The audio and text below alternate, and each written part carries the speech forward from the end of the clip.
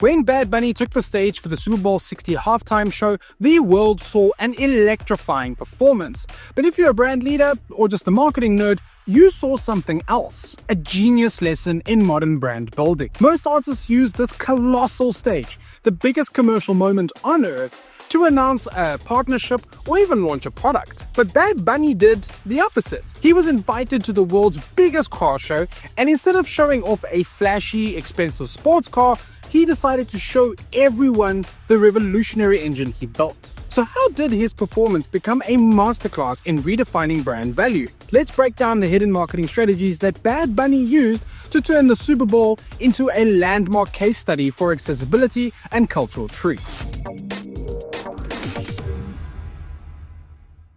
The Super Bowl halftime show isn't just a concert. It's the most valuable piece of marketing real estate on the planet. A performance is a declaration. For artists, it's the ultimate platform to elevate their commercial status. We saw it with Rihanna, who masterfully turned her 2023 performance into a massive earned media moment for her Fenty brand. We've seen artists draped in exclusive, unattainable high fashion, signaling their arrival into a new stratosphere of wealth. Think of the stage as the world's most intense auction, where artists are expected to sell something. The unspoken rule is commercialism. The pressure to partner, to launch, to sell is immense. This creates a huge problem for an artist like Bad Bunny, whose entire brand is built on raw authenticity and a deep, unapologetic connection to his roots. How do you step onto the world's biggest auction block without putting your own identity up for sale? Any other artist might have signed a massive deal with a luxury fashion house, and the world would have understood.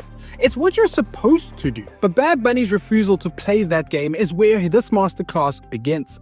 He didn't just find a solution, he rewrote the rules. The first lesson in Bad Bunny's masterclass came from what he wore. He walked out onto the field at Levi Stadium in Santa Clara, California, dressed in a custom all-white Zara look. No flashy logos, no loud patterns, no obvious brand affiliation that screamed, "I got paid for this." He wore a simple cropped football jersey with tailored pants. It was a uniform, a blank canvas. On a stage saturated with logos, this was like finding a single pure white screen in the middle of Times Square. Your eyes are drawn to it because its silence is louder than all of the noise around it. It was an act of quiet rebellion. By refusing to become a walking billboard, he stripped away the commercial noise and forced a global audience to focus on two things: his performance and his message. This wasn't just minimalism for aesthetics, it was a strategic choice to demonstrate one of his core brand pillars: accessibility. His brand isn't defined by what you can buy, it's defined by what he represents. The all-white aesthetic made his brand feel less like a luxury store you can only peer into, and more like a home that you're invited into. The value isn't in the price of the furniture, it's in the feeling of belonging. He removed the price tag from his identity, making his brand something you feel, not something that you can purchase. It was a radical act of confidence. He didn't need a luxury brand to validate his presence on that stage. His presence validated the stage.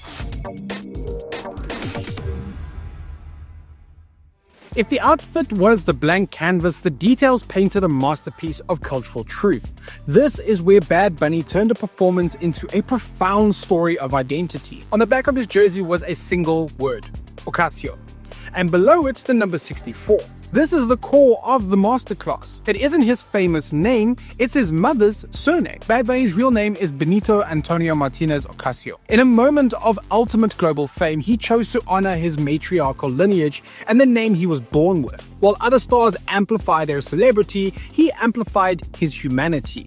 The number 64 was a tribute to his late uncle, Cotito, who was born in 1964 and taught him about the NFL. This act of cultural branding is about speaking from who you are.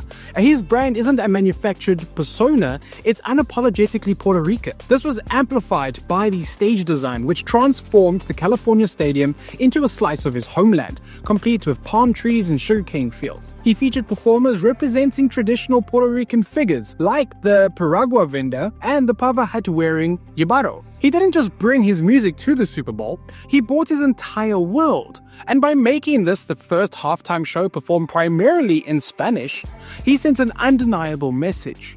Instead of orbiting the mainstream sun, he made the mainstream orbit him. He wasn't going to code switch or translate his culture. He was signaling that his culture is the mainstream, proving that authenticity doesn't need to ask for permission to take up space.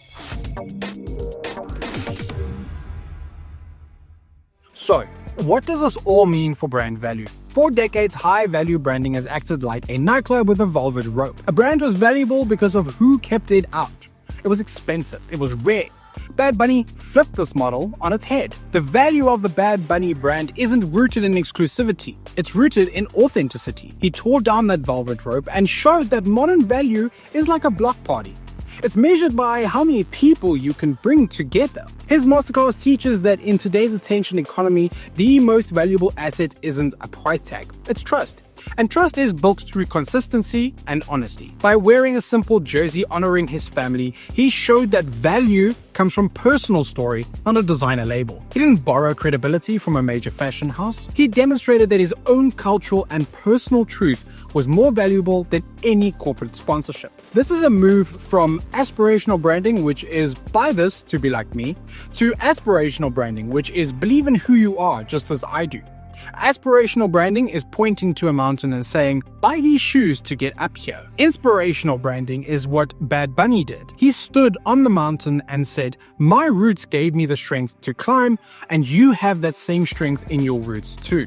He's not selling a product, he's evangelizing a mindset. This performance was a declaration that cultural specificity is a premium asset. He showed other brands that you don't have to sand down your edges to appeal to a mass audience. In fact, it's those unique, authentic edges that create a loyal community that just can't be replicated. Every great brand has a clear, powerful premise.